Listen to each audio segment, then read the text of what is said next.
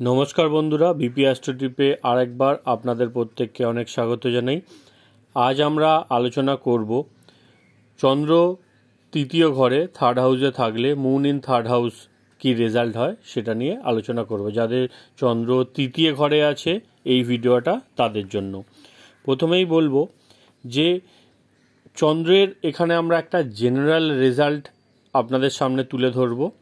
চন্দ্রের পজিশান, চন্দ্রটি যদি সক্রিয় থাকে, উচ্চ অবস্থায় থাকে বা নিচ অবস্থায় থাকে, সাথেই চন্দ্র যদি রাহু, কেতু বা শনির সাথে যুক্ত থাকে বা কোনোভাবে তাদের দৃষ্টির মধ্যে থাকে, সেক্ষেত্রে রেজাল্টের মধ্যে একটু কম বেশি আপনারা লক্ষ্য করতে পারবেন। কিন্তু ওভারঅল জেনারেল যে প্রেডিকশান এখানে আমি দিচ্ছি সেটা আপনাদের সাথে পুরোটাই ম্যাচ করবে। তো চন্দ্র যাদের তৃতীয় ঘরে থাকে এমন জাতক জাতিকারা প্রতিযোগিতামূলক বিষয়ে অন্যদের থেকে এগিয়ে থাকবে এবং জাতক বা জাতিকার মায়ের ভূমিকা জীবনে অনেক বেশি থাকবে। পিতার থেকে অনেক বেশি দায়িত্ব এখানে জাতকের মাকে পালন করতে হবে। সেটা যে কোনো কারণেই হতে পারে। সেটা বাবা হয়তো সাথে থাকছে না জাতকের, বা কোনোভাবে শারীরিক অক্ষমতার জন্য বা অন্য কোনো বিষয়ের জন্য এমন জাতক জাতিকাদের ক্ষেত্রে দেখা গেছে যে মা বেশি দায়িত্ব পালন করে। বাবার দায়িত্বগুলো, বাবার রোলগুলো মাকে পালন করতে হয়। তো আপনাদের সাথে যদি ম্যাচ করে অবশ্যই এখানে কমেন্ট করে আমাকে জানাবেন। যে কোনো কারণেই হোক এখানে মা আপনাদেরকে বেশি সাপোর্ট করে বা বেশি মায়ের ভূমিকা পালন করতে দেখা গেছে। এবং তৃতীয় স্থানে যাদের চন্দ্র থাকে তারা যদি এডুকেশনের সাথে কোনোভাবে যুক্ত হয়ে কাজ করে, সেক্ষেত্রে কিন্তু তাদের জীবনে সাকসেস পেতে বা উন্নতি পেতে অনেক বেশি সময় লাগে। তো এমন জাতক জাতিকাদের এডুকেশনের সাথে যুক্ত হয়ে কোনো রকম কাজকর্ম, ব্যবসা না করাই ভালো। এরম জাতক জাতিকাদের হায়ার এডুকেশনের ক্ষেত্রে একটু বাধাবিঘ্ন আসে এবং যত বেশি জাতক হায়ার এডুকেশনের দিকে যাবে, জাতকের পিতার টাকা পয়সার সমস্যা, চাপ আসবে, প্রেশার তৈরি হবে ফিনান্সিয়াল। এবং কিছু ক্ষেত্রে এটাও দেখা গেছে যে এই সব জাতক জাতিকাদের পড়াশোনা ছেড়ে দিতে হয় বা পড়াশোনার ক্ষেত্রে কোনোভাবে একটু ব্রেক চলে আসে।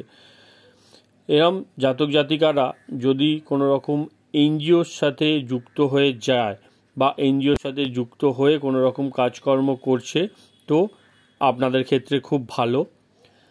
এবং যদি আপনারা কোনো চ্যারিটি ফার্মের সাথে যুক্ত হন এবং সেখান থেকে মানুষের হেল্প করছেন, তো সেখান থেকে ভালো টাকা পয়সা আসার সম্ভাবনা দেখা যাচ্ছে। তবে এখানে কখনোই কিন্তু আপনারা অন্যের টাকা নিয়ে সেখান থেকে তাদেরকে ঠকিয়ে কিছুটা অংশ নিজের কেটে নেওয়া, কমিশন নিয়ে যদি আপনারা কাজ করেন, সেক্ষেত্রে কিন্তু চন্দ্র এখানে আপনাদেরকে সমস্যা দেবে বা সেক্ষেত্রে সমস্যা এখানে তৈরি হতে পারে। তো যদি আপনারা চ্যারিটি করছেন বা এনজিওর সাথে যুক্ত আছেন, তো সেটা ফেয়ারলি করতে হবে।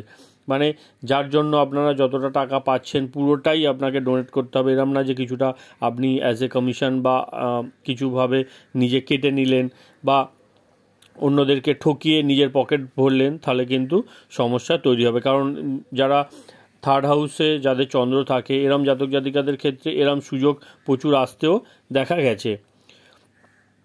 আপনাদের ক্ষেত্রে যদি চন্দ্র এখানে ভালো হয়, সেক্ষেত্রে আপনারা সুইমিং জানবেন এবং চেস খেলতে পারবেন বা এই জিনিসগুলো করতে আপনাদের ভালো লাগবে।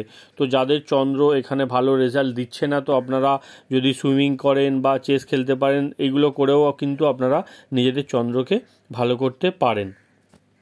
তৃতীয় স্থানে চন্দ্র যদি পজিটিভ হয়, সেক্ষেত্রে জাতক সাদাসিধা হবে এবং সমাজে প্রচুর মান সম্মান পাবে।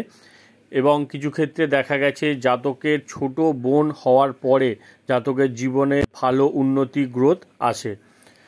তো বন্ধুরা, এই ছিল তৃতীয় স্থানে চন্দ্রর একটা জেনারেল রেজাল্ট। আপনাদের সাথে কতটা ম্যাচ করছে সেটা কমেন্ট করে অবশ্যই আমাকে জানাবেন, তাহলে আমরা মোটিভেটেড হব আরও এই ধরনের ভিডিও আপনাদের কাছে নিয়ে আসতে। ধন্যবাদ। ভিডিওটি যদি ভালো লাগে অবশ্যই একটু লাইক করে দেবেন।